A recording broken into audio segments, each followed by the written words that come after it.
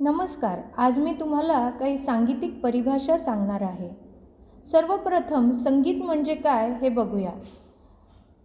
गीतम वाद्यम नर्तनम त्रयम संगीतम उच्यते. संगीत या एका शब्दातच गीत, वाद्य आणि नृत्य या तिन्ही कलाविशेषांचा समावेश होतो. या सुयोग्य एकत्रीकरणाला संगीत असे म्हणतात. गायन, वादन, नर्तन ह्या वेगळ्या कला असल्या तरी प्रत्येकात ह्या तीनही कलांगांचा समावेश असतो. संगीत हे मनोवेधक, सुंदर, सुखावह व रंजक असते. दुःखी कष्टी लोकांना संगीत हा सुखाचा ठेवा वाटतो. श्रमपरिहार होतो. कौटुंबिक जीवनात चैतन्य निर्माण होते. संगीत या शब्दात स म्हणजे उत्तम, गीत म्हणजे शब्द, काव्य, कवने. उत्तम पद्धतीने उत्तम गीत म्हणणे म्हणजे संगीत होय. मग त्यास वाद्याची जोड व आविष्काराची शैली आलीच. म्हणूनच म्हणतात की संगीत म्हणजे गायन, वादन आणि नर्तन या तिन्ही कलांचा एकत्रीकरणाला संगीत असे म्हटले जातं. आता आपण स्वर ही परिभाषा पाहूया. स्वर म्हणजे काय? कायम उंचीच्या, स्थिर, कर्णमधुर, रंजक नादास स्वर असे म्हणतात. स्वर कसा असतो? त्याला एक प्रकारची उंची असते. स्वर हा स्थिर असतो आणि स्वर हा कर्णमधुर असतो. कानाला ऐकण्यास मधुर वाटतो आणि रंजक म्हणजे मनोरंजन करणारा असा नाद असतो. म्हणून स्वराची व्याख्या अशा प्रकारे केली जाते. कायम उंचीच्या, स्थिर, कर्णमधुर, रंजक नादास स्वर असे म्हणतात. दुसरी परिभाषा पाहूया. नाद. संगीतोपयोगी ध्वनीस नाद असे म्हणतात.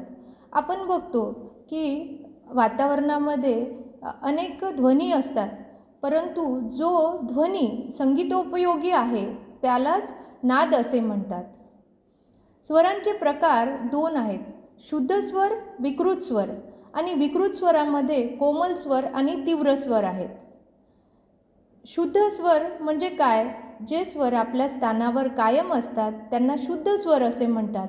शुद्ध स्वर 7 आहेत. सा, रे, ग, म, प, ध, नी. विकृत स्वर म्हणजे जे स्वर आपल्या नियस्थानाहून कमी किंवा अधिक उंचीवर जातात त्या स्वरांना विकृत स्वर असे म्हणतात. विकृत स्वर हे 2 प्रकारचे आहेत. कोमल स्वर आणि तीव्र स्वर. कोमल स्वर म्हणजे काय? जे स्वर आपल्या नियस्थानाहून कमी उंचीवर जाणारे असतात त्या स्वरांना कोमल स्वर असे म्हणतात.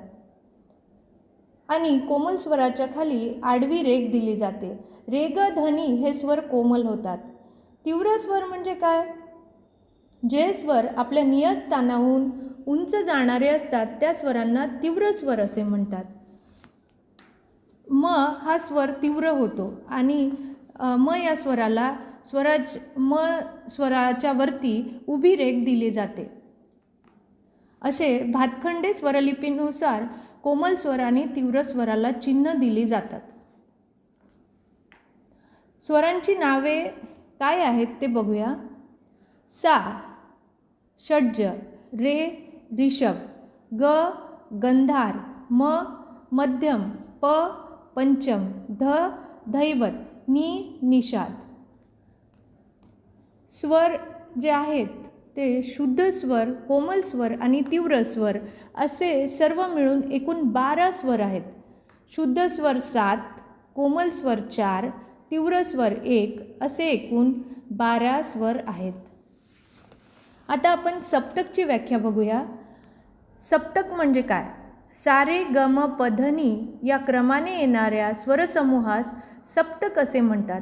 सप्तकामध्ये 7 शुद्ध, 4 कोमल व 1 तीव्र अशा 12 स्वरांचा समावेश असतो.